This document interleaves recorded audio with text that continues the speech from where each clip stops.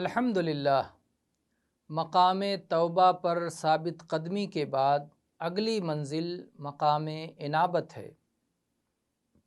قرآن کریم کے اندر اللہ تعالیٰ نے اس کا حکم دیا ہے اور اس صفت سے متصف ہونے پر اپنے خلیل ابراہیم علیہ السلام کی مدح و ثنا فرمائی ہے۔ چنانچہ ارشاد ہے وَأَنِيبُوا إِلَىٰ رَبِّكُمْ، تم سب اپنے پروردگار کی طرف جھک پڑو۔ نیز ارشاد ہے ان ابراہیم لحلیم اواہ منیب، یقیناً ابراہیم علیہ السلام بہت تحمل والے، نرم دل اور اللہ کی جانب جھکنے والے تھے۔ اللہ تعالیٰ نے یہ بھی خبر دی ہے کہ خشیت اور انابت والوں ہی کے لیے اللہ کا ثواب اور اس کی جنت ہے۔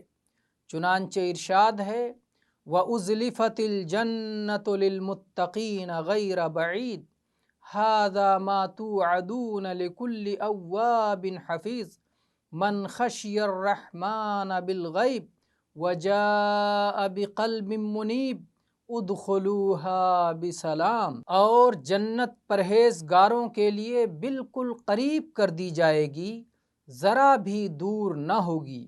یہ ہے جس کا تم سے وعدہ کیا جاتا تھا، ہر اس شخص کے لیے جو رجوع کرنے والا اور پابندی کرنے والا ہو، جو رحمان کا غائبانہ خوف رکھتا ہو اور توجہ والا دل لے کر آیا ہو۔